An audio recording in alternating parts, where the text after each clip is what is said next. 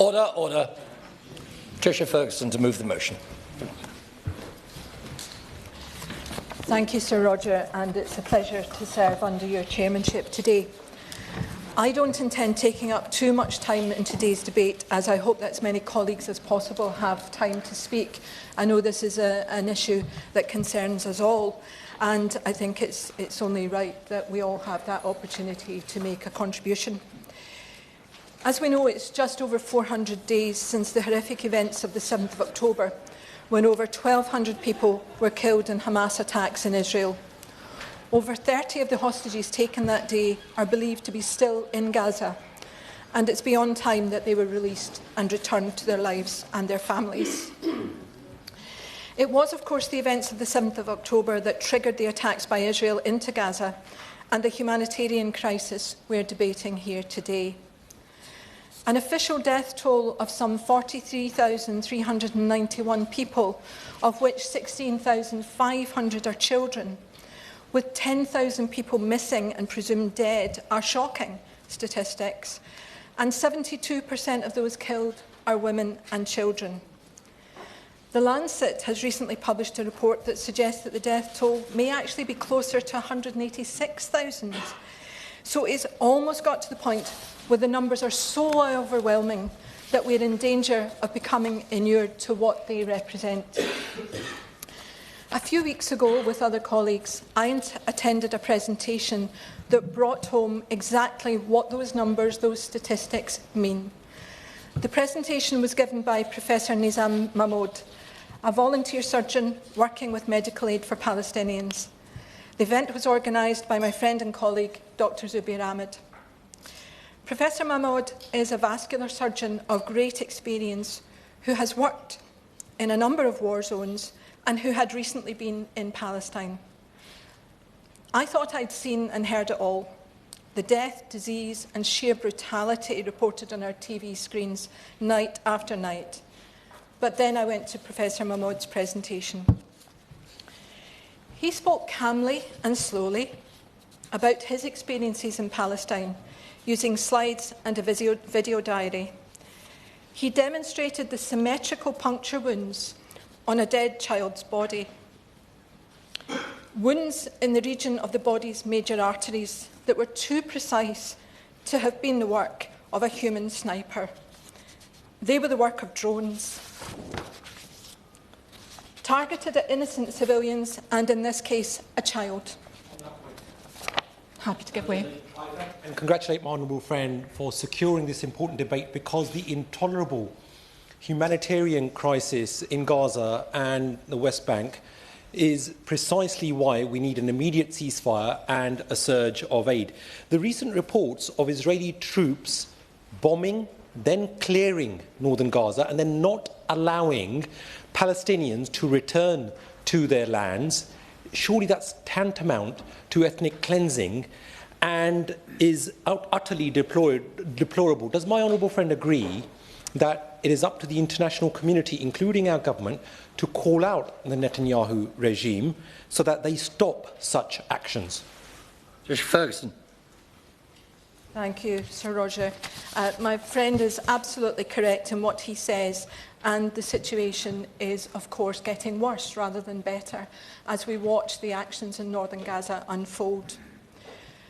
The presentation that some of us observed from Professor Mahmoud was heartrending in many ways. He also spoke about not having medicines or anaesthetics for people, including children having major surgery.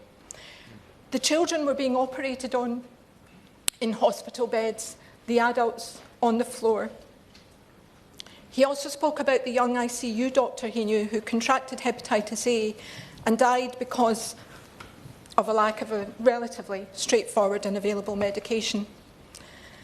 As a colleague said that night, the silence in the room at the end of Professor Mahmoud's presentation was powerful. On that point, will my honourable friend give way? Happy to. Thank you.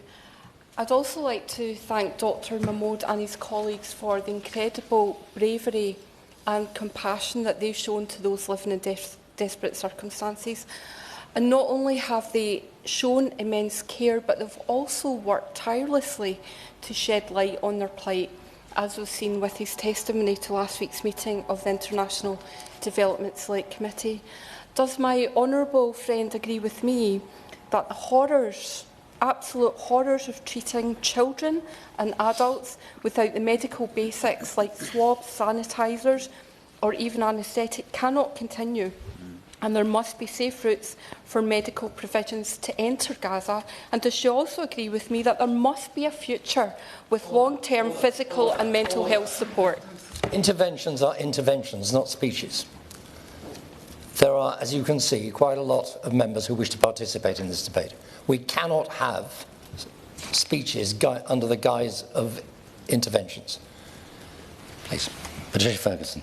Thank you, Sir Roger, and I thank my honourable friend for the intervention. And she's absolutely right to talk about the heroism, frankly, of people like Dr. Mahmoud.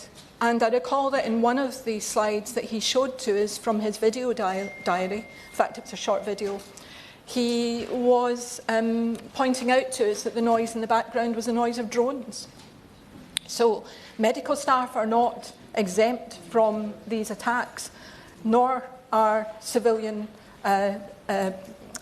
people who are there helping with the humanitarian effort. So we do have to speak about that bravery.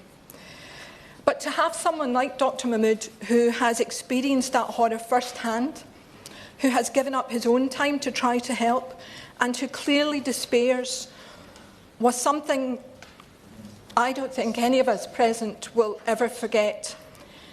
For me, though, it was the cold calculation of using machines to kill children,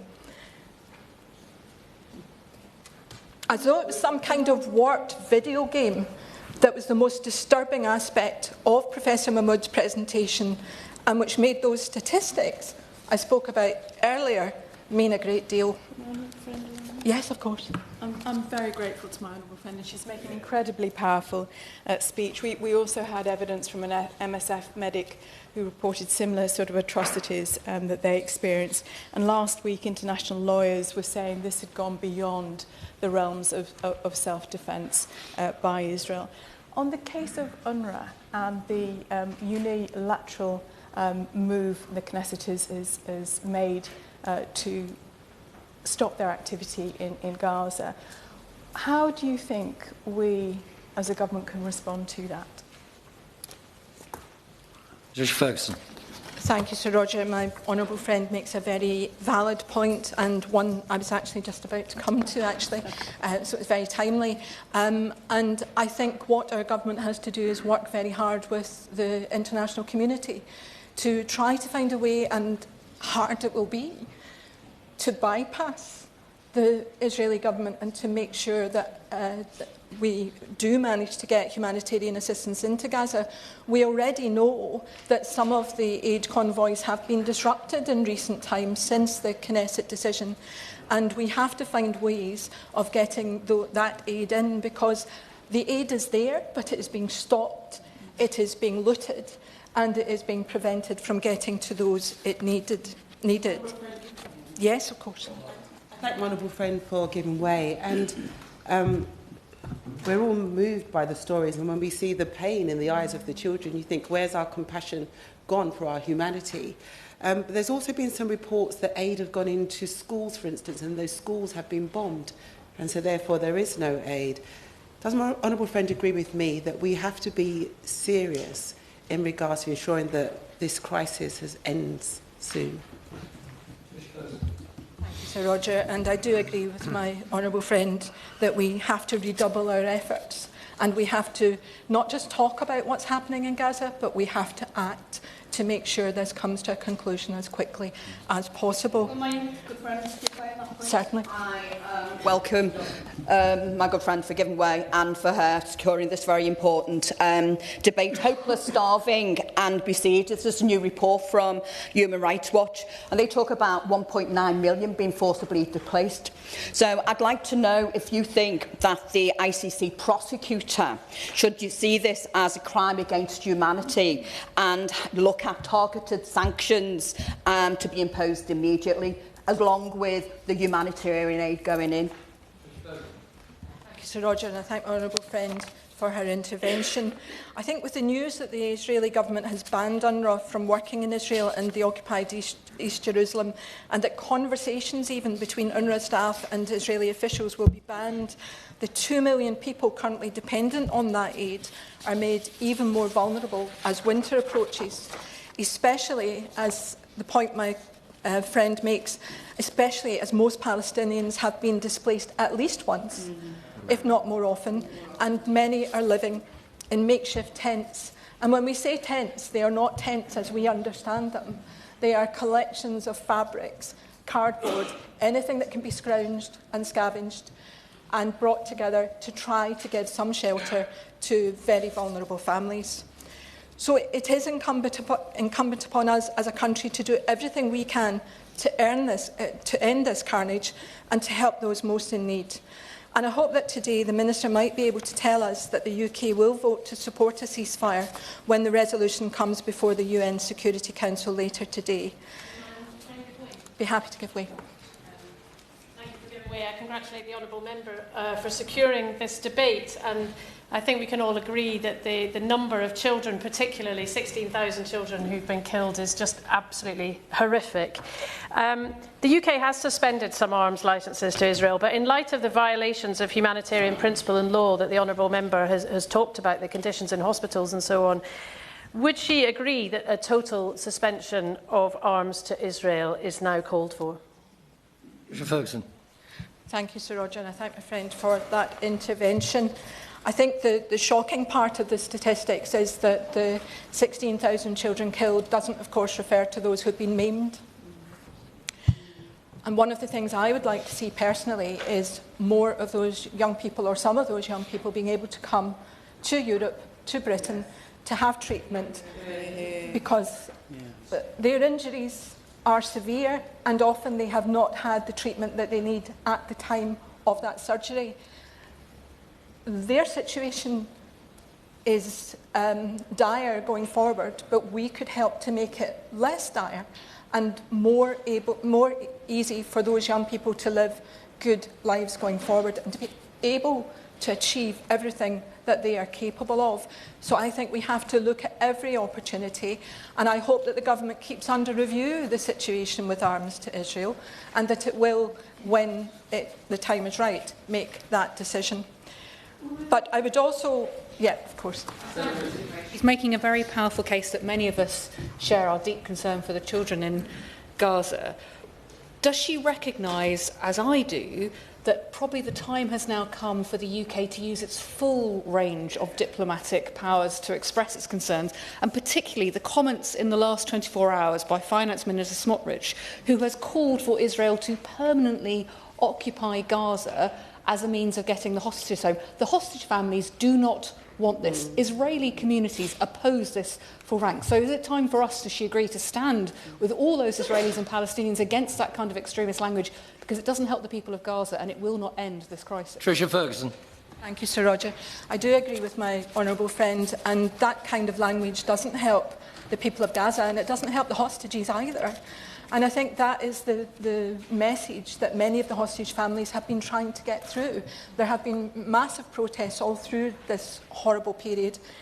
And at the weekend, now that demonstrations have actually been restricted to 2,000 people at a time, apparently, but there were demonstrations at the weekend when exactly that kind of point was being made, and where many Israeli people were criticising those members of their own government in a way that perhaps hasn't been heard before. And I was actually going to come on and say that it would be helpful if the Minister could give us an indication of when sanctions against Smotrich and Ben-Gvir would be brought in. And yes, of course. I'm very grateful to the Honourable Lady for bringing this very important debate here today, and in particular she is absolutely right to set out the horrific, unimaginable humanitarian situation facing the Palestinians. She's also right to point out the role of the Security Council, and indeed there is a vote today, but she will be aware that the Security Council has passed a number of resolutions. We've had an interim ruling from the ICC. We've had a number of rulings from the ICJ, most notably and most recent, the recent one that was adopted by the General Assembly, which places our government under obligation. The reality is this is all falling on deaf ears at the moment. Does she agree with me that the time for talking is over and we need real action and to start with sanctions immediately? Ferguson. Thank you, Sir Roger. And I think my honourable friend will accept that I have said that that's what I think should happen, that there should be sanctions, particularly against Smotrich and Ben-Gvir. But I also think that we have to, at this point in time, and perhaps we should have done it sooner, is formally accept Palestinian statehood and argue for that going forward. Now, the city of Glasgow, my home city, has for many years been twinned with Bethlehem. And as we approach the season of Advent, I recall an image of last year's Christmas crib created by the Evangelical Lutheran Church in Bethlehem. Instead of the traditional stable, images of Mary, Joseph and the baby Jesus were placed amongst the rubble because that was the reality for most Palestinians then. And of course, the situation is so much worse now. In fact, Professor Mahmoud, who I mentioned earlier, described the scenes going into Gaza as he travelled down from Israel as looking like descriptions he had read of Hiroshima after the explosion of the atomic bomb.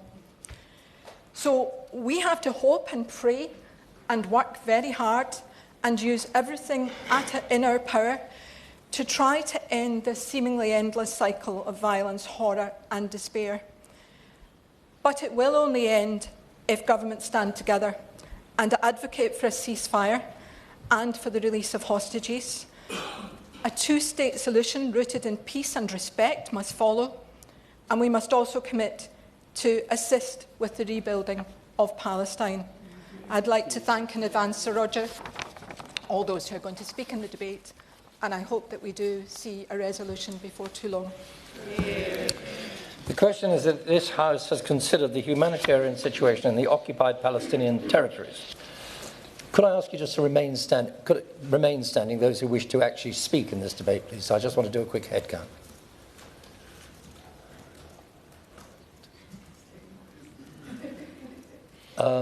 Right, thank you very much indeed.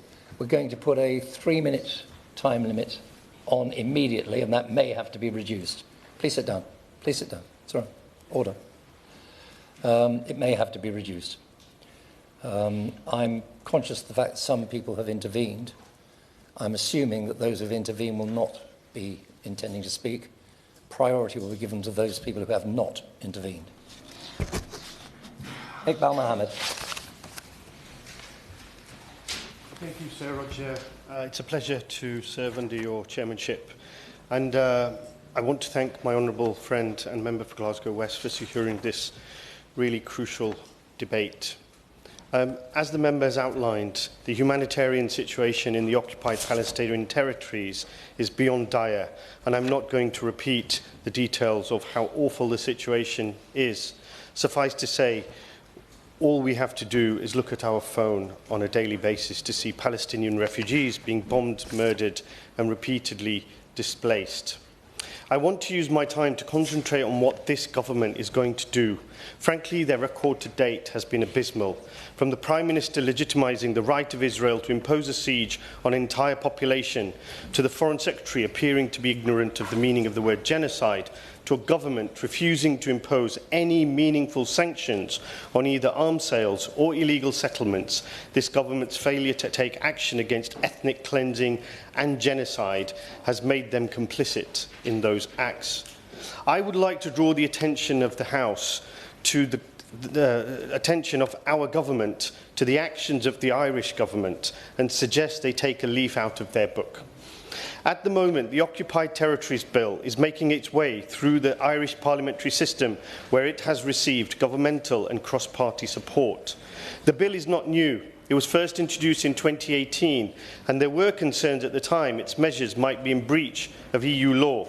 However, the Irish Attorney General has updated his legal advice to refer the bill to the next stage of the Irish parliamentary process, following the ruling by the ICJ in its advisory opinion in July. As discussed previously in this place, this ruling found Israeli settlements in the West Bank and East Jerusalem are in breach of international law, that occupation of those territories amounts to long-term annexation, which has undermined the right of the Palestinian people to self-determination, that the occupation must be brought to an immediate end, and therefore countries can no longer lawfully trade with these settlements. When the bill is passed, Ireland will become the first EU country to ban trade with these illegal settlements, which are the main impediment to Palestinian rights to self-determination. The response of successive UK governments to the issue of illegal settlements is to say the UK does not recognise them and that goods originating from the settlements are not entitled to tariff or trade preferences, while at the same time refusing to actually suspend trade in goods and services between the UK and companies operating in the illegal settlements. While I welcome the Foreign Secretary has introduced new sanctions on 3 illegal settler outposts and 4 organisations that have supported and sponsored violence against communities, his actions are ineffective and ambiguous. Why just impose sanctions on a handful of settlements? There are at least 144 settlements sanctioned by the Israeli government and another 196 outposts. Thank you. Mr. Keep an eye on the clock, please. Melanie Ward. Roger, it's a pleasure to serve under your chairship, and I thank my honourable friend for securing this important debate. As we meet today, there is increasing evidence that what is being done to the Palestinians of Gaza will come to be understood as crimes of a historic magnitude. Our response to them and our efforts to stop them should be of a gravity that is equal to the moment that we are in.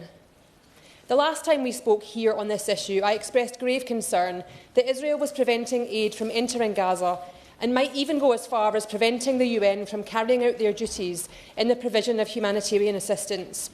Since then, the Knesset has passed a bill banning UNRWA from Israeli territory and occupied Palestinian territory, and they have even banned the UN Secretary-General. I spoke about the situation in the north of Gaza, including at Kamal Adwan Hospital, where the Israeli military's actions were endangering the lives of children in paediatric intensive care. Some of those children were subsequently killed after the hospital was besieged and many medical workers were abducted. They must be released. How will the government help ensure those responsible are held accountable? The denial of humanitarian assistance has been accompanied by what Human Rights Watch referred to last week as massive, deliberate, forced displacement of Palestinian civilians in Gaza. They made it clear that the Israeli authorities are responsible for war crimes and crimes against humanity. The UN High Commissioner for Human Rights also said, and I quote, "We are facing what could amount to atrocity crimes, including potentially extending to crimes against humanity."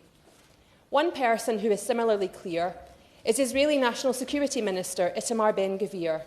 In the summer, he said he wanted to, and I quote, "encourage emigration from Gaza and replace the population with Israeli settlers." I remind the House that forced displacement constitutes a crime against humanity.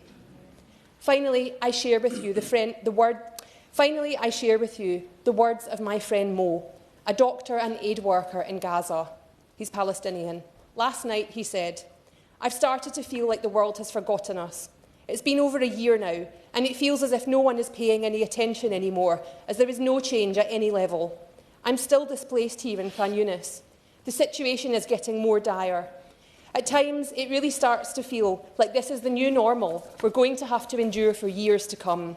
Death and destruction might never end. I have been once to the north where my home is, and I think only that day I understood what this war is about. It is about the land. Therefore, I ask the Minister what fresh action the government is taking to pressure Israel into complying with the ICJ's multiple binding orders. In light of Ben-Gvir's many statements of intent, as part of a wider package of measures, will the government now announce sanctions against both Ben-Gvir and Smotrich? You must keep an eye on the clock. John MacDonald. Chair, I believe there's a division in the chamber. Who is there?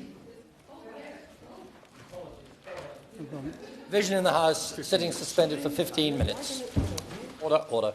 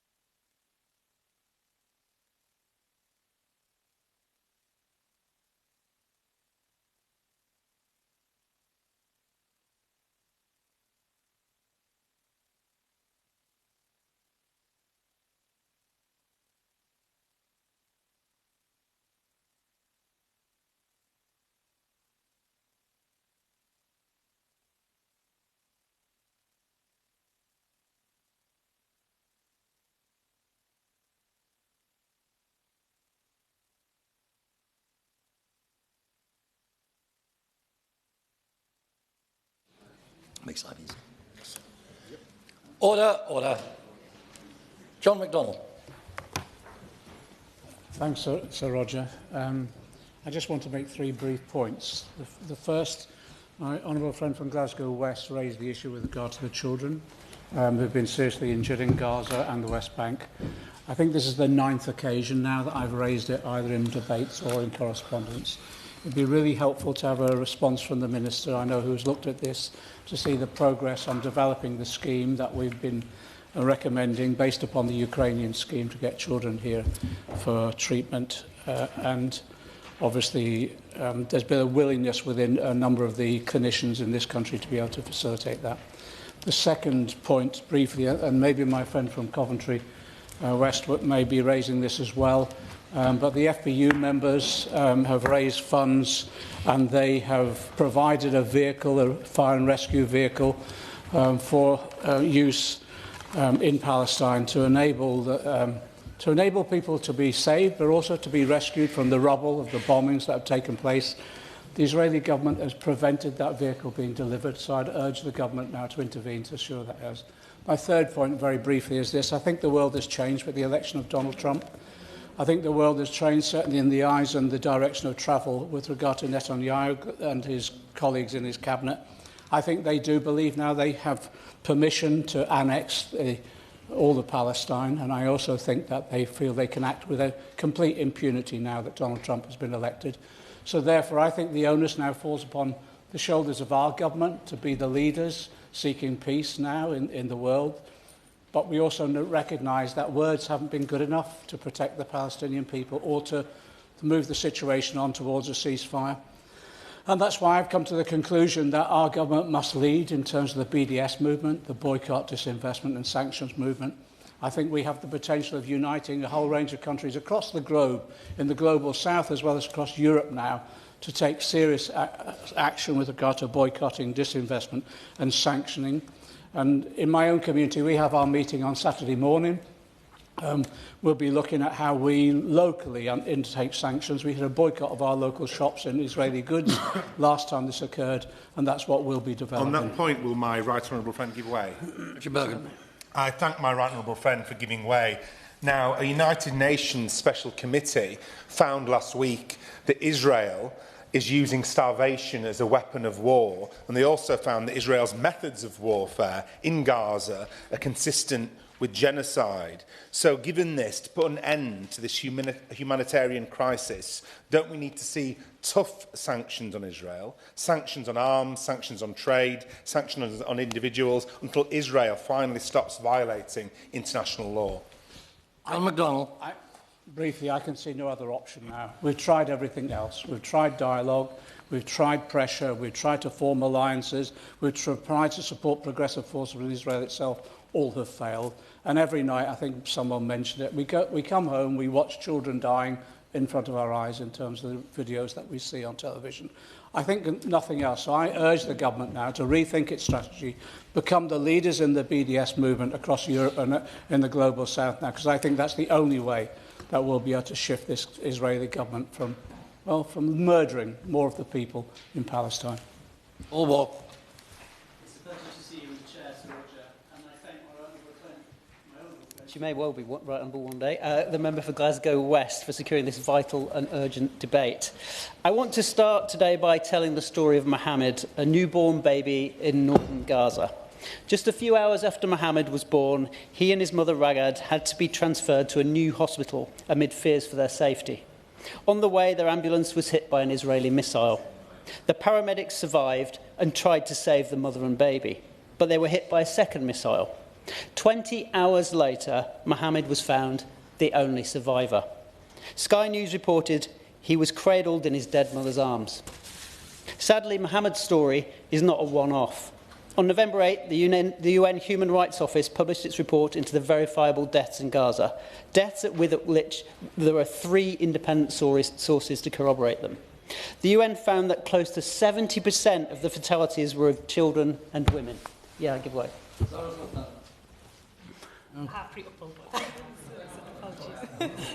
No worries. Thank you, Sir Roger.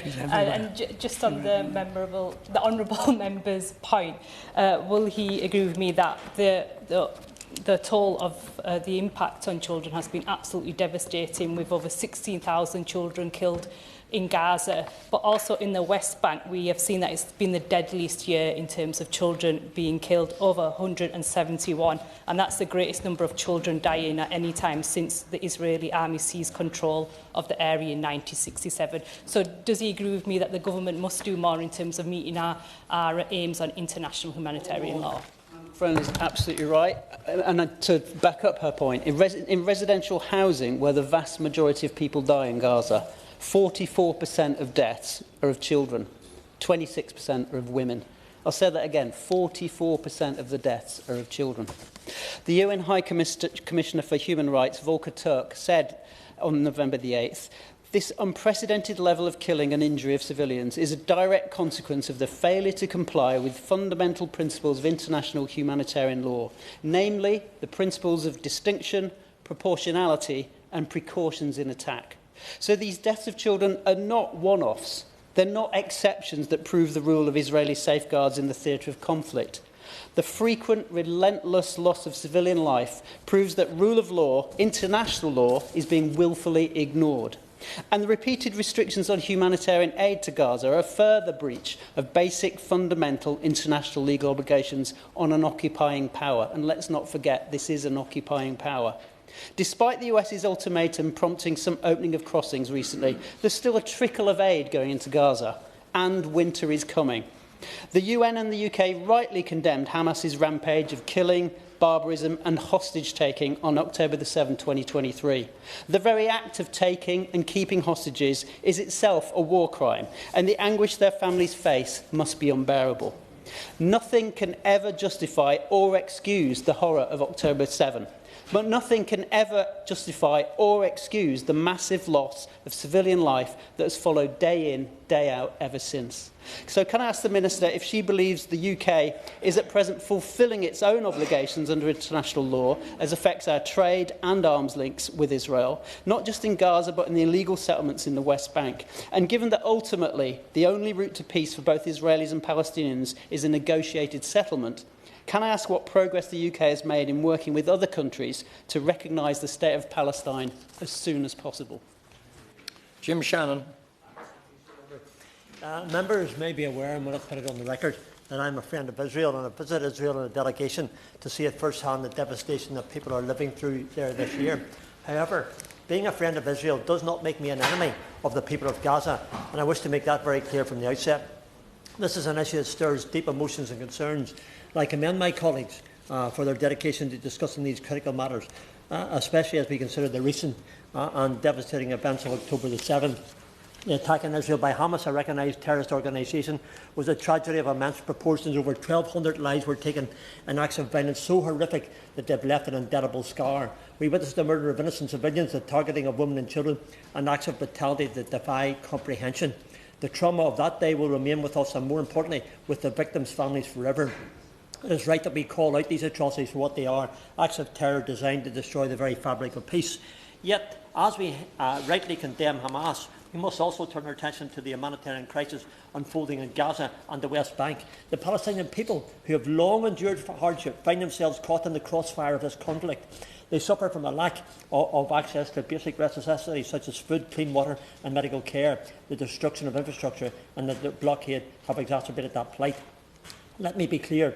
Recognising the humanitarian needs of the Palestinian people does not and should not conflict with our unwavering support for Israel's right to defend itself. The humanitarian situation in the occupied Palestinian territories, especially Gaza, has reached a critical level. Attacks have disproportionately affected vulnerable groups such as women, children and the elderly. The healthcare system has collapsed. Humanitarian access remains severely restricted, with only a fraction of aid trucks permitted to enter Gaza daily. The road to peace is complex, Sir Roger, and part of that journey must include a mutual recognition of rights.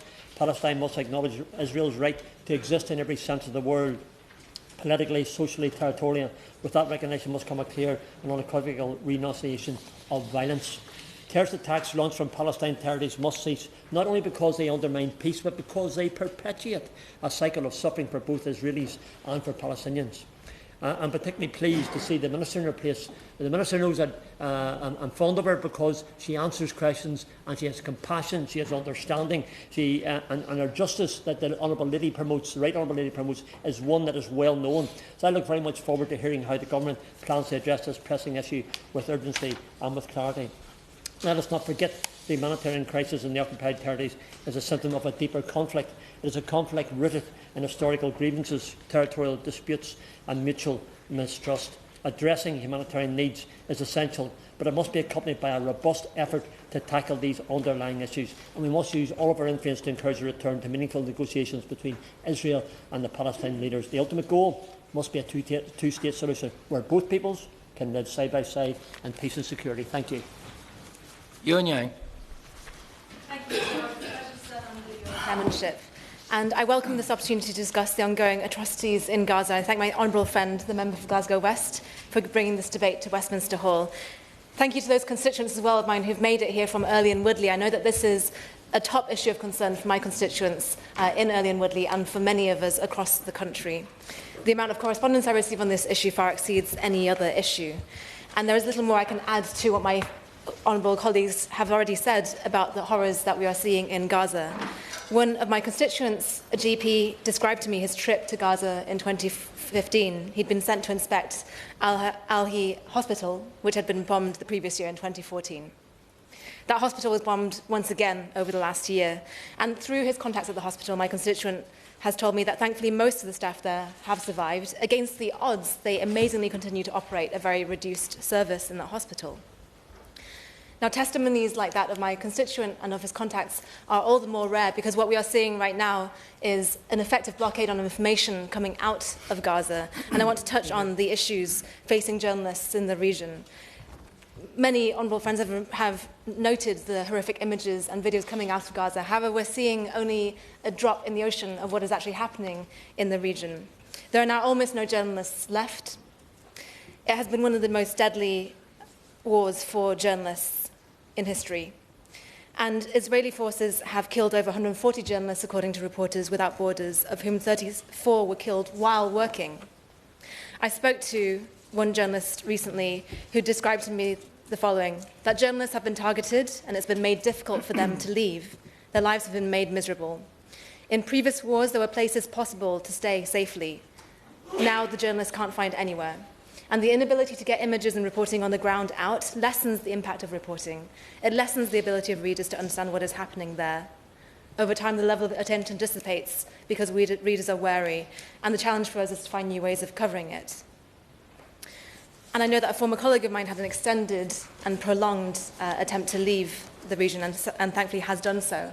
But there are many more journalists who have been unable to leave despite being maimed and in severe difficulty. What we can do about this as an issue, I thank the government and the minister for their existing attempts to get aid into the region, but I think now the situation has changed for the worse because of the remarks my previous members have made about the blockage on UN RWA aid. The UK does need to take leadership on this issue, and I asked the minister how the government plans to vote tonight on the UN Security Council resolution on the ceasefire. Many of my colleagues have already brought up the issue of sanctions, and I think it is important that we proceed with sanctions, particularly against the Finance Minister and the National Security Minister, in accordance with our obligations on humanitarian issues and under international law. And I ask the Minister to consider these representations. Frank McNally. Thank you very much, Sir Roger. It's a pleasure to serve under your chairmanship. The situation for the Palestinian people at this moment is beyond desperate. The Israeli response to the atrocity of the 7th of October has been vast and ruthless, from large-scale indiscriminate bombing to snipers and drones targeting civilians as they gather water and even as they sleep. Israeli tanks have been used to attack unarmed civilians, and the images of people being burned alive in their tents just a few short weeks ago will surely be seared into all of our minds. Gazans routinely are left to die in agony under rubble of destroyed buildings, with multiple generations of families being wiped out in an instant as the crowded homes that they live in are razed to the grounds. What were once hospitals and refugee camps are now cemeteries. This is the brutal and horrendous reality. It is the assessment of the Red Cross that this conflict shows no sign of abating, and the humanitarian situation deteriorates by the hour. More than 43,000 people have died in occupied Gaza and a further 730 in the West Bank. 72% of those killed are women and children. At least 101,000 people have been injured in Gaza and a further 5,500 in the West Bank. The healthcare system, as has been touched on earlier, is set to collapse imminently. Entire neighbourhoods have been destroyed, and shamefully UNRWA aid has been legislated against by the Knesset. Meanwhile, the UNRWA Commissioner General Philippe Lazzarini has described Gaza as an unrelenting dystopian horror. Noting earlier that nearly the entire population has been displaced multiple times, and that across Gaza 660,000 children who should be in school are learning nothing more than how to survive. And we know, as my honourable friend from Glasgow West who secured this debate highlighted, that many of those children are being targeted by drones. We as a global community recognise Israel's right to self-defence, and it's imperative that the hostages so cruelly held by Hamas are released. But the violence, horror, suffering and injustice directed at innocent Palestinians must end immediately. Israel must comply with the instructions of the ICJ and the UN. There must be an immediate halt to this action and full accountability.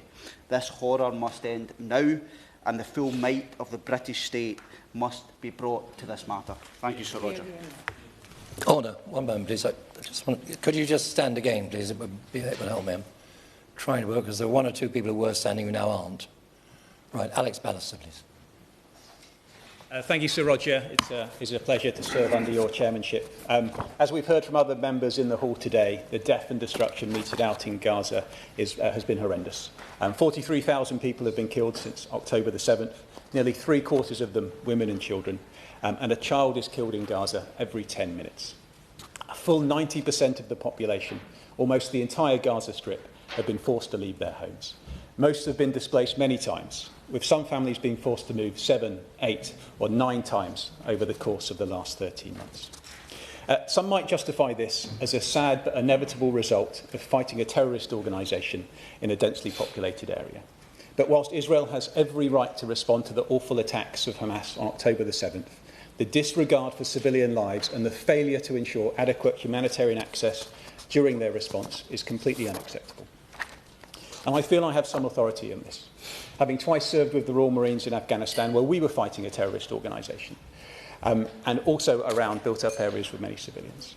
It is indisputable to say that the IDF's conduct in Gaza over the last 13 months has been massively disproportionate, and the impact on civilians has breached international humanitarian law. Regularly dropping 2,000-pound bombs in built-up areas, destroying tens of thousands of homes, and the unavoidable loss of civilian casualties in that area is completely unacceptable. Again and again targeting protected facilities such as schools and hospitals, including Al-Aqsa Hospital just last month, where civilians were burnt to death in a safe zone that they were told to relocate to. And now, as a result of fighting, there is only 2 of Gaza's 36 permanent hospitals still in full functioning capacity. Israel has also failed to protect aid workers, with over 300 aid workers killed during the fighting, including 3 former British servicemen that were killed by an Israeli missile attack back in April. And Israel, as we've heard from others, continues to block the access of essential humanitarian aid. Oxfam, Save the Children and Refugees International have all called for Israel to comply with demands for better humanitarian access. But rather than improving access, the Israeli Knesset have called for UNRWA to be banned from working in the Israeli territories. UNRWA have said the practical implications of this ban would make it almost impossible for their aid workers to operate in the country. And this decision alone will be catastrophic for the 1.9 million Palestinians who are currently displaced in the area.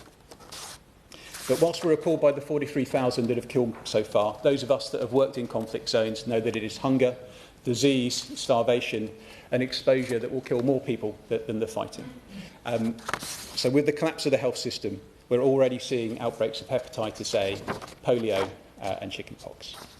So can I ask the Minister to update the House on steps the government is taking to hold Israel to account for the protection of civilians in Gaza and the protection of aid workers and medical staff working amongst the few hospitals that remain intact? I'm sorry. Zara Sultana. The nightmare unfolding in Gaza is a deliberate, unparalleled human catastrophe. This is not merely a crisis. This is genocide. This is extermination. And these aren't just my words, but the conclusions of the UN Commission of Inquiry. In northern Gaza, over 400,000 Palestinians are trapped under relentless Israeli bombardment. Families fleeing are gunned down, and so-called safe zones are turned into death traps. Children are killed on the streets, with 5 to 9-year-olds the most killed age group in Gaza, and families are burned alive by incendiary weapons. Hospitals, schools and refugee camps are obliterated, and since the 1st of October, essential aid has been blocked by Israel. Gaza is starving and its health system has collapsed. Diseases like polio have returned, and the UN describes the situation as apocalyptic. The so-called humanitarian zones in southern Gaza also offer no refuge. Over 1 million people crammed into unlivable conditions. These are not evacuations, they are forced transfers, war crimes under international law. Furthermore, escape routes are bombed. People are trapped with nowhere to go, and over 90% of Gaza's infrastructure has been destroyed, making return impossible. This is ethnic cleansing. Israeli officials brazenly promised it, and they delivered it. The International Criminal Court and UN experts also confirm it. Targeting civilians, blocking aid, and destroying survival infrastructure meet the legal criteria of genocide, despite what the Prime Minister says at PMQs. So what has the UK done? Far from neutral, the UK is an active participant in genocide. British-made components are part of every single F-35 fighter jet raining down death on Gaza. Every single bomb dropped, every single life lost bears the stain of British support. This complicity is undeniable. Yesterday, in a hearing at the Royal Courts of Justice, the government admitted 2 chilling facts. One, there is a clear risk that UK-made weapons, a UK-made F-35 part, could be used in violations of international humanitarian law. Secondly, the government's own assessment made on July the 24th, 2024 concluded Israel is not committed to complying with international humanitarian law. These admissions trigger the UK's legal obligation under Criterion 2C of the Strategic Export Licence Criteria, stating exports cannot be allowed if there is a clear risk of misuse. Despite this, the government has allowed exports to continue for 5 weeks, during which over 1,700 Palestinians were killed. The Defence Secretary has defended this carve-out for F-35s, prioritising US confidence in the UK over Palestinian lives. How disturbing. The UK government has a duty to prevent and punish genocide, and by refusing to act, it not only just risks complicity, but criminal liability. Thank you. Lucy Gilbert. It's a pleasure to serve under your chairship, Roger. I want to congratulate my friend, the Honourable Member for Glasgow West, in securing this debate. I know all my honourable friends look on in horror at the deteriorating humanitarian crisis in occupied Palestinian territories. I have long called for immediate ceasefire from all sides to take the difficult journey to peace and to achieve a two-state solution. A week ago, the International Development Select Committee heard from the Palestinian Red Crescent that the situation on the ground in Gaza, far from getting better, has actually deteriorated since they last gave evidence in January. And on Thursday, Human Rights Watch published their report, Hopeless, Starving and Besieged, Israel's Forced Displacement of Palestinians in Gaza, which states that makes clear that there is nowhere safe in Gaza. Mr. Chairman, under the Geneva Convention, Israel, as an occupying power, has an obligation to ensure that civilians are not subjected to reprisals, that education and healthcare is available, and to provide the protections to health services, and are required to ensure that provision of food and medical supplies are facilitated by them if need be. Mr. Chairman, Article 49 of the Geneva Convention should ensure that somewhere in Gaza is safe for ordinary Palestinians. There is much debate on whether Israel has followed international humanitarian law on forcibly transferring people to southern Gaza, and it appears that the General's plans are being implemented, with bombings being seen in Jabalah and Beit Halaya. I would urge that the Israeli government have not attempted to comply with Article 49. 96% of Gazan population are relying on food aid. 9 out of 10 children are not receiving the nutrition they need for growth and development, and the low level of food aid entering Gaza is at the lowest level this year. This is all a clear breach of Article 49. Mr Chairman, the Israeli government not only has a significant responsibility over the occupied Palestinian territories, but has significant power. I am keen to hear from the Minister what action the UK government is taking to ensure more aid gets into Gaza, especially as we approach the colder months, including any pressure the government is putting on the Israeli government to allow more aid into Gaza. A July press release from the Foreign Office indicated that the department would issue a response to the ICJ's advisory opinion on Israel and the occupied territories, and I would also be keen to hear from the Minister when her department will issue this final response. Thank you. Ryan Leishman. Thank you very much, Mr Roger. It's a pleasure to serve under your chairship, and thank you to the Honourable Member for Glasgow West for securing this vital and important debate. The current humanitarian situation in Palestine needs to be analysed through a much wider historical lens, because the intense suffering being felt by Palestinians started many decades ago. The term Nakba translates from Arabic as the catastrophe and is felt by Palestinians as a collective trauma. The Nakba in 1948 led to approximately 750,000 people, half of Palestine's predominantly Arab population, being expelled from their homes and having to flee their communities. Displacement is not a new occurrence for Palestinians. From the 1940s to present day, ethnic cleansing has been continuous. It is a daily struggle of the colonisation of the Palestinian people. The Israeli historian Ilan Pappé described it perfectly when he says Palestine's blood has never dried.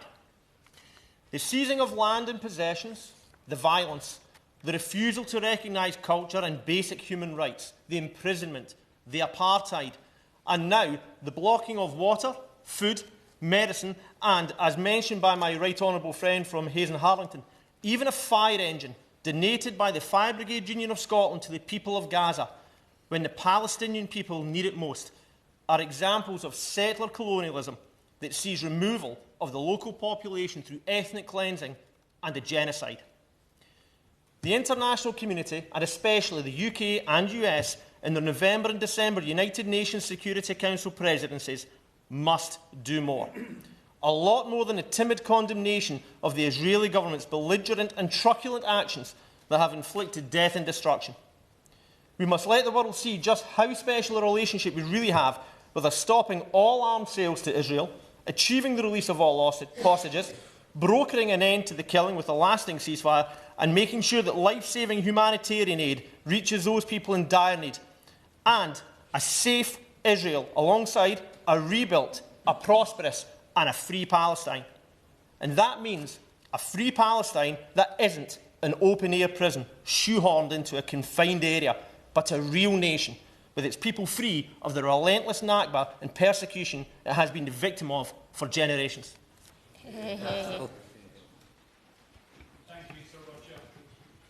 And can I thank my friend from Glasgow West for securing this debate. There is no shying away from the fact that there is a heartbreaking humanitarian catastrophe occurring in the West Bank, Gaza Strip, and more recently in Lebanon, and of course the threat of wider escalation. The depth of destruction is immense. Over 40,000 Palestinians killed, 16,000 of them children. The scale of these numbers is unfathomable, so let me put it into context. Entire areas have been reduced to piles of rubble, families forced to flee from their homes and in the process losing their loved ones.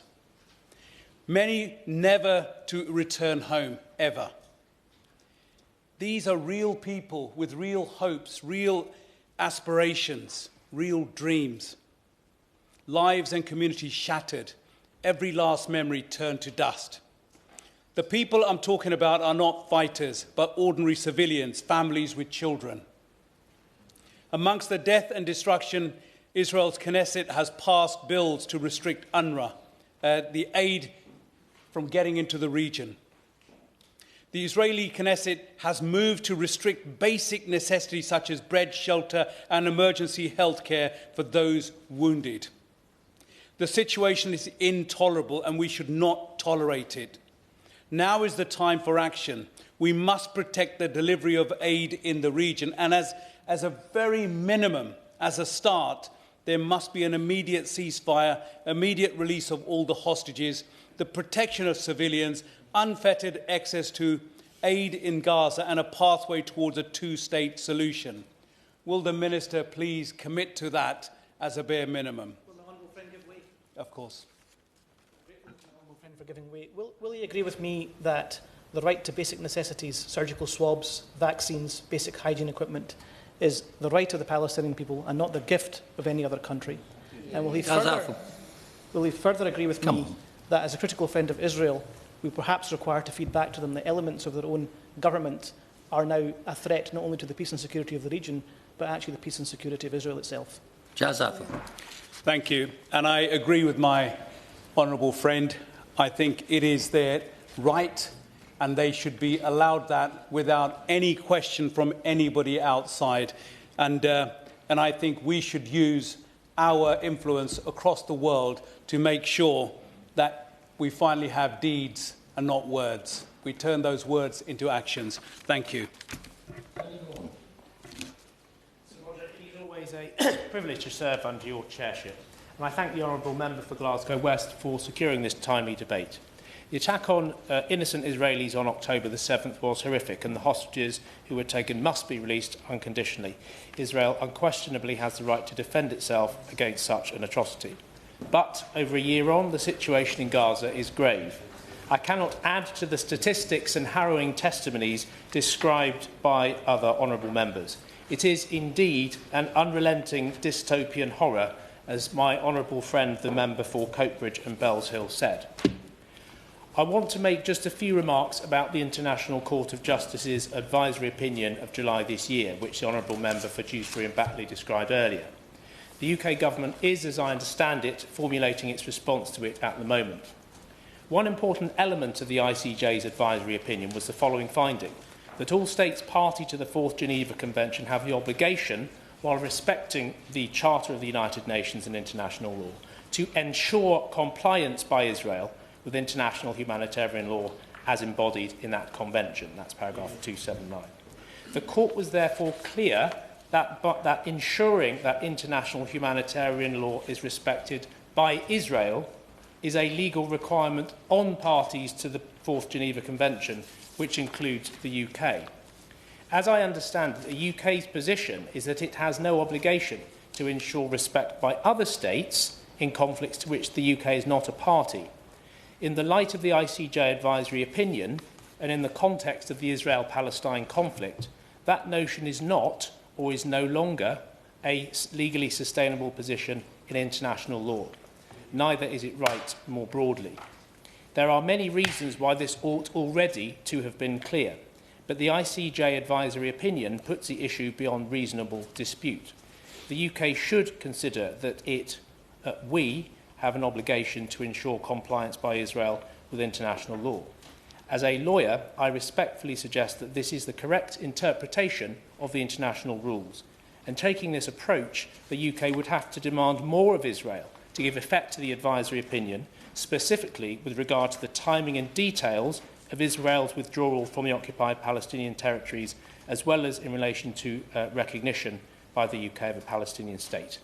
I therefore urge the UK government to publish its response to the ICJ's advisory opinion as soon as possible, and I also ask the Minister to confirm the timing of that, and also to adopt, ultimately, the internationally accepted approach to its obligations that I have outlined, if it has not already done so.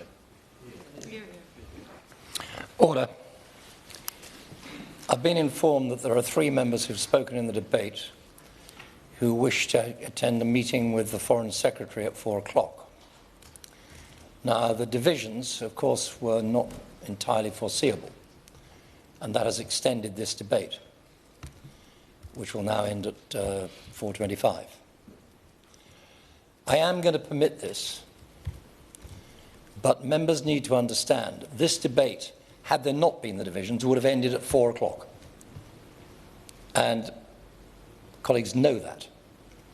And unless you're thinking of travelling by TARDIS, it's not possible to get from here to Committee Room 7 without a minute. So in future, when you're planning your diaries, please make sure that if you intend to speak in a debate, then you have the opportunity to do the front benches the courtesy of attending the wind-ups.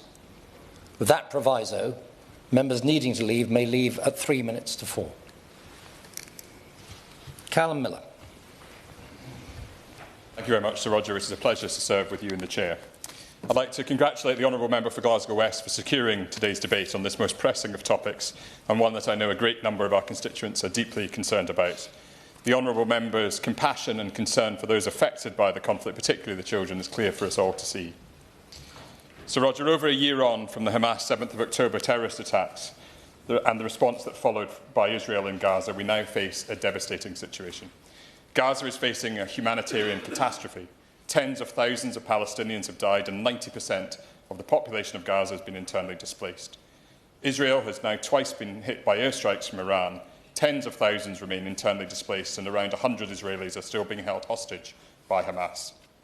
In the West Bank, settler violence has continued to spike, and as many members have mentioned, in just the past few days we've all seen the comments from Finance Minister Smotrich, as well as the Minister of Settlement, Orit Struk, about annexing the West Bank. And we also see the widening of the conflict across the region, not least in Lebanon, where over 1.2 million have been displaced, and refugees from Syria have elected to return there rather than remaining in Lebanon. Liberal Democrats continue to reiterate our call for an immediate bilateral ceasefire in Gaza to put an end to the humanitarian devastation, get the hostages home, and open the door to a two-state solution. We've called for this for over a year. It is frankly a failure of the international community that as we approach a year since the temporary pause of the conflict in late November 2023, that brief cessation is all we have managed. I met recently with Ihab al-Shrif, whose family members have been killed and injured in Gaza. They are despairing that the situation will ever improve. So I'd like to ask the Minister, how is the government exerting influence on the parties to conflict to bring about a ceasefire? As other members have noted, it is also shocking to read the UN Human Rights Office report, which said that over a 6-month period between November of last year and April of this year, close to 70% of the victims in Gaza were women and children. I agree with the Honourable Member for Rochdale that these figures are horrific and far higher than the proportions we would expect for conflict zones. They raise clear questions about breaches of international law that I urge the Minister to address. I was not at the event that the Honourable Member for Glasgow West mentioned, but I have read the testimony of Professor Nizam Mahmood before the International Development Committee last week. He said that attacks on civilians were a deliberate act and a persistent act, persistent targeting of civilians day after day. Does the government share the assessment of Professor Mahmood? Reflecting on testimony like this, I welcome the language of the Minister for Africa at the UN Security Council last week. He said, "It is abundantly clear that a worst-case scenario is now playing out in areas of northern Gaza, where starvation, malnutrition and deaths are believed to be rising fast. Colleagues, time has run out and urgent solutions are required now to prevent the worst from unfolding." End of his quote. So in line with her departmental colleagues' remarks, would the Minister be able to update us as to what the UK's assessment of its obligations to prevent atrocities? A particular cause for concern in both Gaza and Lebanon is the use of displacement orders by the IDF, as highlighted by the Honourable Members for Cowdenbeath and Kirkcaldy and Edinburgh North and Leith. These instructions to the civilian population often include relocation to areas that are already overcrowded and have very limited facilities. So what assessment has the government made of whether or not displacement orders are a breach of Israel's obligations to civilians under international law? And following the Honourable Member from Folkestone and Hyde as he leaves the room, what obligations does the Minister consider the UK to have as a result? Tragically, the UN has reported the aid reaching Gaza has recently been at its lowest level since the first month of the war. And yet this has coincided with the US's 30-day period for the Israeli government to boost aid into Gaza, a period following which the US has said Israel has taken further steps. I hope the Minister will be able to address this. Does the UK government share this assessment by the US? It was reported yesterday that 97 UNRWA trucks had been stolen and aid looted. What assessment has the government made of the risks to aid delivery in Gaza and the responsibility of all parties to enable safe delivery of humanitarian aid? I would also like to reiterate concerns shared across this room about the laws passed in the Israeli Knesset to ban UNRWA. This move, if enacted, would lead to the deaths of innocent Palestinian civilians. So what steps is the UK government taking, working with its international partners, to make clear to Israel that this step must not go ahead? Instead, we should be supporting UNRWA to alleviate the humanitarian crisis, as well as ensuring that the recommendations of the Kelowna report are implemented as soon as possible. So, Roger, I now turn to the plight of the hostages, following the Honourable Member of Rochdale and Strangford's comments. Over 100 are still being held by Hamas in Gaza. We continue to call for their unconditional release. Our thoughts are with them and with their families. I was pleased to be able to sign the early day motion tabled by my honourable friend, the member for Henley, calling for the release of British citizen Emily Damari. Will the Minister be able to update us on what conversations the Government has had with ministerial counterparts in other countries about getting the hostages home? And as we cannot discuss Hamas's atrocities without remembering the role of Iran, which has continued to arm terrorist proxies across the region, can the Minister confirm whether the UK Government will finally prescribe the IRGC as a terrorist organisation? Many honourable members have referenced the very significant concerns with the situation in the West Bank, where settler violence has spiked since the 7th of October 2023, and now we see these comments from Finance Minister Smotrich regarding annexation. The UK was right to condemn Smotrich's comments, but will the Government go further and expand our sanctions against the extremist settler movement to Smotrich and Ben-Gvir? We also urge the Government to uphold the ICJ advisory opinion regarding the illegality of the occupation, including by implementing legislation to cease trade of settlement goods to the UK. The Government has said that they accept the advisory opinion, so can the Minister set out whether it is therefore the UK stance that the occupation is illegal, and will the Minister update us as to what discussions have taken place regarding settlement goods? Many of us have been deeply concerned to see Donald Trump nominate Mike Huckabee as the next US ambassador to Israel, a man who has called for a one-state solution and has said he does not accept the term Palestinian. Does the Minister share my concern that someone with such extremist views has been appointed to this critical position? And will the UK accordingly try and use whatever leverage it can with the Biden administration now, including at the UN, in the remaining weeks before the second Trump presidency? So, Roger, the situation is challenging, but I urge the Government to take a firmer stance in key areas, showing itself to be more robust with all combatants in pressing for an end to violence and in upholding international law. We cannot stand idly by in the face of such death and suffering. Shadow Minister, Wendy Moulton. Thank you, Sir Roger, and it's a pleasure to serve under your chairmanship today. And I'd like to start by congratulating the member for Glasgow West on securing this important debate today, and all those members who have contributed. As the Conservative Government said throughout, an end to this conflict has to be a sustainable end. That starts with the release of the hostages who remain in such cruel captivity over a year on from the appalling 7th of October terrorist attacks, the deadliest in Israel's history. As we've said from the outset, Israel has the right to defend itself in accordance with international humanitarian law. The suffering of the hostages is utterly, though, intolerable for Israel, and it should be intolerable for any person and any government that cares about human dignity and human rights. So let us be very clear. Hamas could release those hostages now, immediately and unconditionally. But I would also be grateful if, in her response, the Minister today could update the House on what recent contribution the UK Government has made to the international effort to help secure the release of those poor hostages who remain in such terrible jeopardy. And can she also update the House on her department's assessment of events in Qatar over recent days and what she believes the implications could be for the region? Innocent civilians in Gaza are suffering and they are desperate. They continue to be used as human shields by Hamas, who have no regard at all for the safety and welfare. Calling for more aid access is right and it's important, but helping to make it a reality is another thing.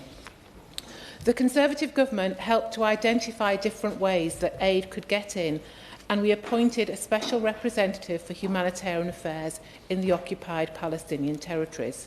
who was on the ground and had a remit to try and address the bottlenecks to aid delivery. We came up with clear proposals and we put them to the Government of Israel, including in relation to aid delivery through Ashdod and Erez, as well as Kerem Shalom and the Jordan Land Corridor.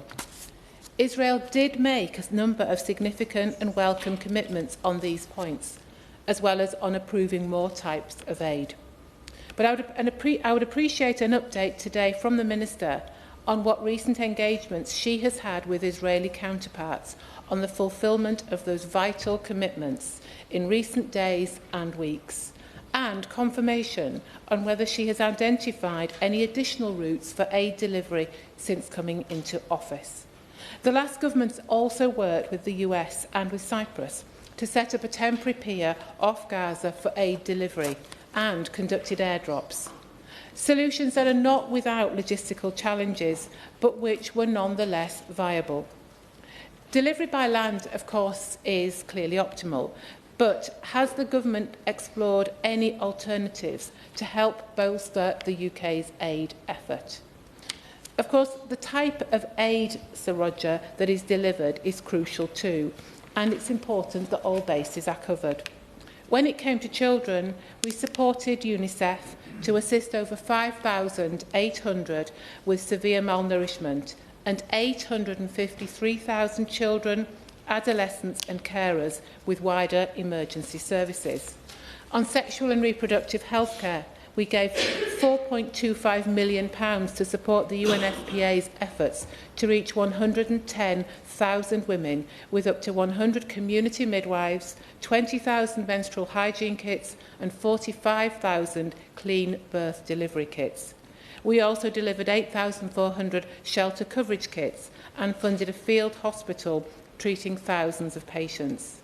And on food, we funded 2,000 tonnes of food for distribution by the World Food Programme.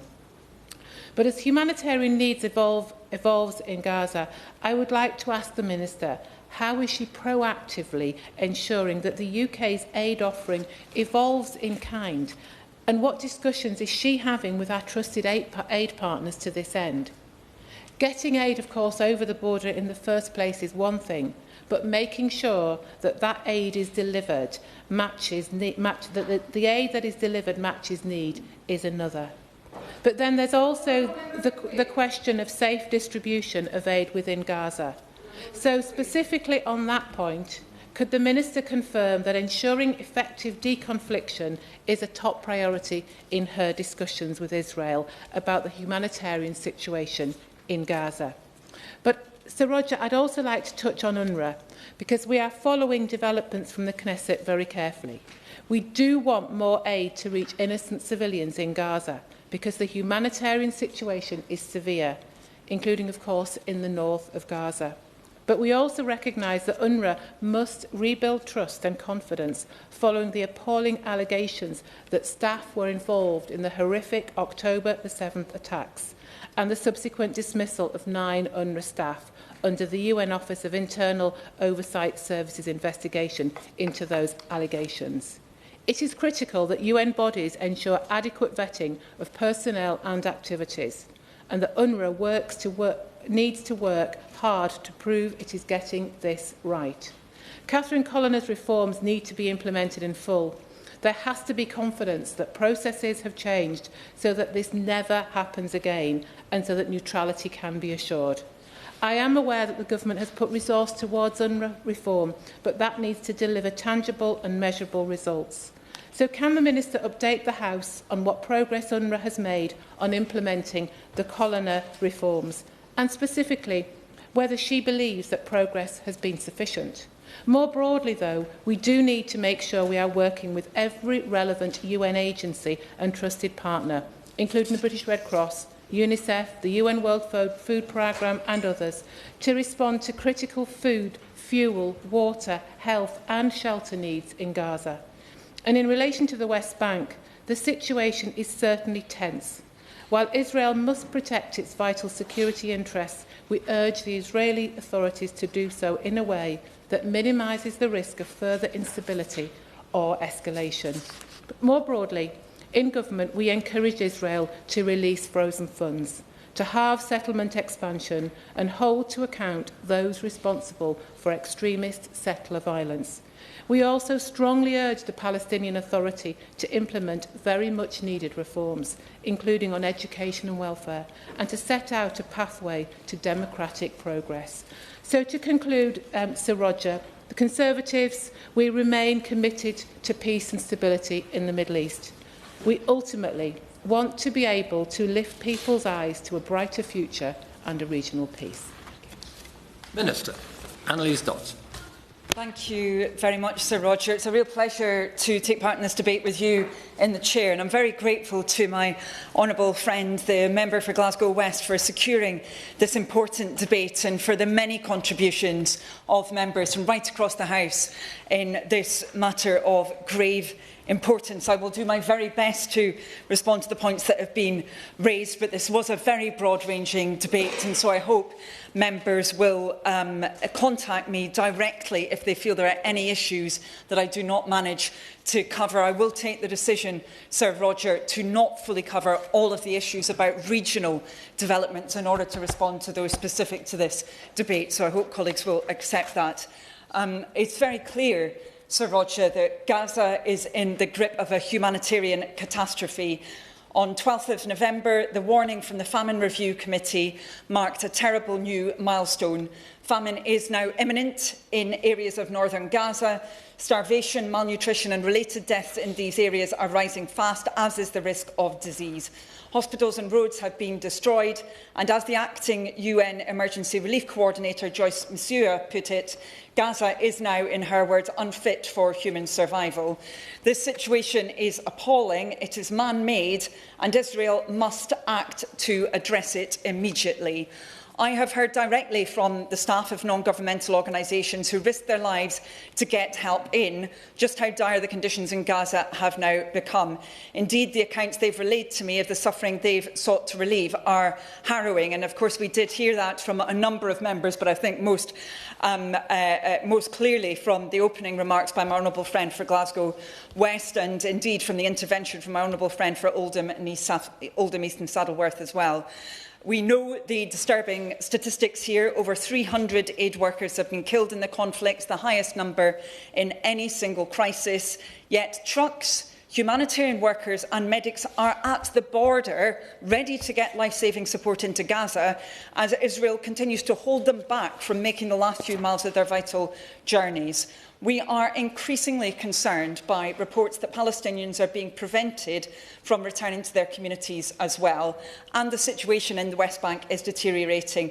Also, Israeli incursions and settler violence, as mentioned by a number of members, have left hundreds of Palestinians dead this year, and we are seeing the restriction of access to vital services, including healthcare, for many others. And my honourable friend for Glasgow South West, who is no longer in this place, was correct in what he said about healthcare being absolutely a right.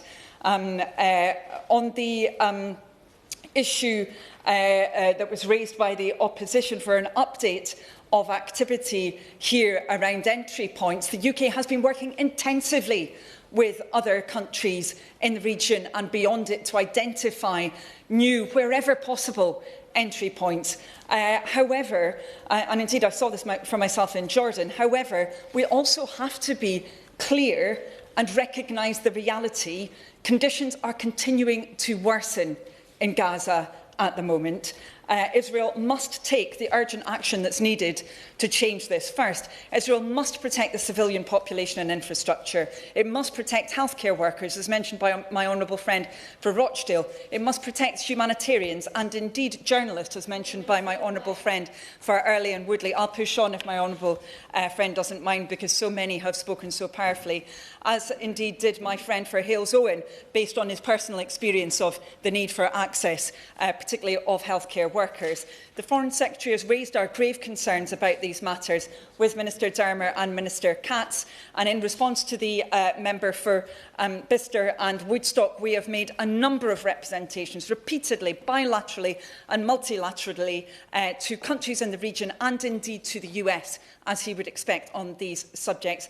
As members are aware, on the 2nd of September, this government announced the decision to suspend certain licences for UK exports to Israel for items that could be used in the conflict, having concluded that there exists a clear risk that they might be used to commit or facilitate a serious violation of international humanitarian law. And on the 5th of November, I should update members that the Minister for the Middle East raised with the Israeli ambassador the renewed strikes on Kamal Adwan Hospital that mean that now northern Gaza has no fully functioning hospitals.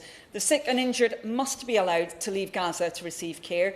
Israel must rescind evacuation orders as soon as possible so displaced families can return to their homes and communities so they can rebuild their lives. There must be no forced movement of people within or outside of Gaza.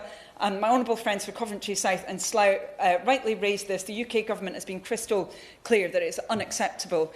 Secondly, Israel must make good on its commitment to flood Gaza with aid. As I made clear in the Chamber on the 29th of October, the UN and its agencies must be able to fulfil their mandate. My honourable friends for Cowdenbeath and Kirkcaldy, for Ilford South and for Coatbridge and Bells Hill stated very clearly that UNRWA's mandate must be committed to. The UK government has absolutely done that. I did that myself at the UN General Assembly. We are clear that there should not be attacks on UNRWA and attempts to undermine it. On the issue of the Colonna report, the opposition spokesperson, who I also welcomed to her place, sorry, I should have said that earlier, she referred to the Colonna report. Well, she is absolutely right. The UK government has provided support to UNRWA so it can be implemented. I've discussed it directly with UNRWA, the UNRWA leadership, and they are absolutely taking those measures very speedily into account. They have been doing so, particularly around neutrality. Indeed,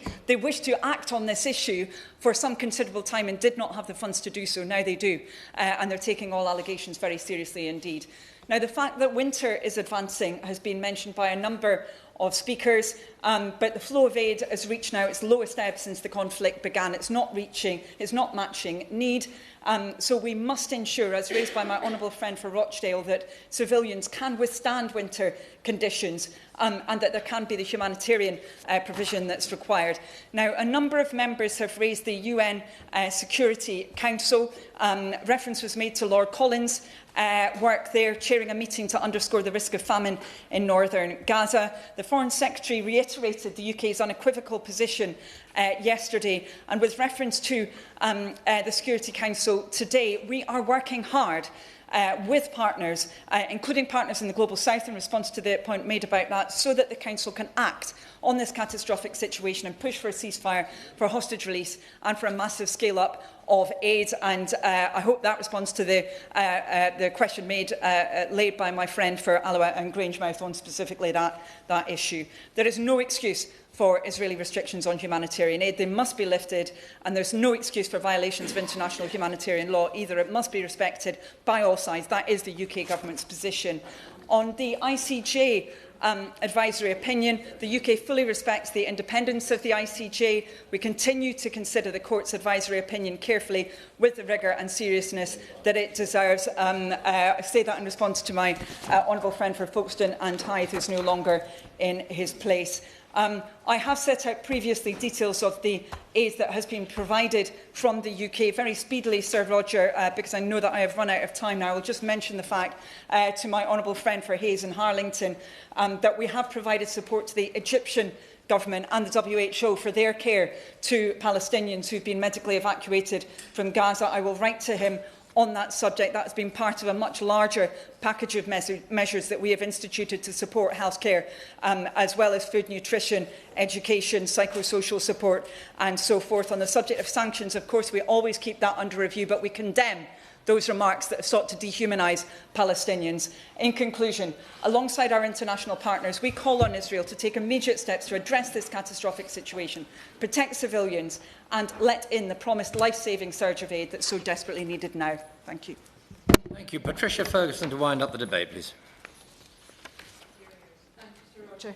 I think this has been a wide-ranging debate, and I think it's fair to say that members have covered all of the issues that are pertinent to the situation in Gaza at the moment.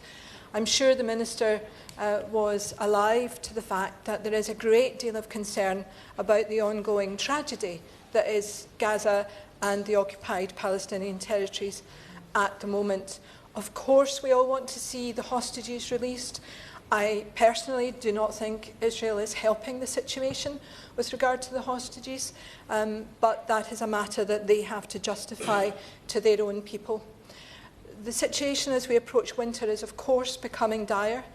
We are seeing outbreaks of diseases not previously experienced to any great extent in Gaza. The case of the 10-month-old child who recently contracted polio is, of course, one of those, and it is good to see that inoculation programmes have begun in the region so that we can hopefully prevent there being a further outbreak. But that is just one disease. There are so many more that are affected by malnutrition, by cold, by damp, by lack of shelter. And we really must make sure that the aid that is there and has been promised and has been bought and has been sent to the region finds a way through. We find a way through for it. Otherwise, the catastrophe that is already unfolding will be that much greater. And none of us, I think, want to see that. I am grateful that members around the room and across the political spectrum feel so strongly about the situation. I do think that we have to have unequivocal support for UNRWA at this time and make sure that they are able to fulfil their mission by getting humanitarian aid into Gaza. They are the organisation that most other charitable organisations and aid organisations rely upon to assist with that, so we really do have to defend them. There is a wider debate to be had, and perhaps this isn't the occasion to have it, about the political situation that has pertained in the Middle East for so many years. Any student of history will be able to tell you that particular story. I do have to say, though, that the idea that it is the Conservative Party's position that Israel should have the number of illegal settlements in the area is a surprise to me and something that I find very, very concerning.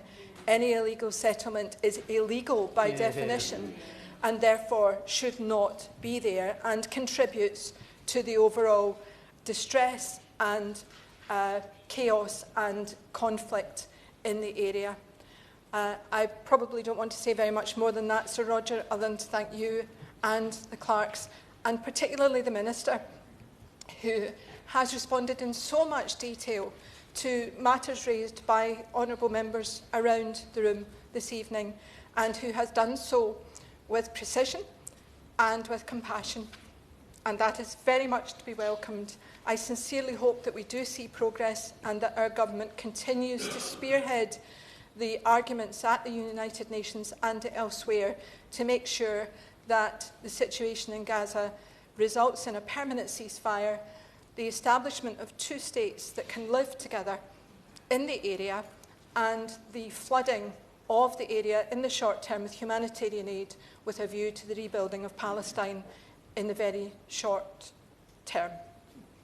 Hear, hear. The question is that this House has considered the humanitarian situation in the occupied Palestinian territories. As many of that opinion say aye. Contrary, no. Ayes have it. Order. Order.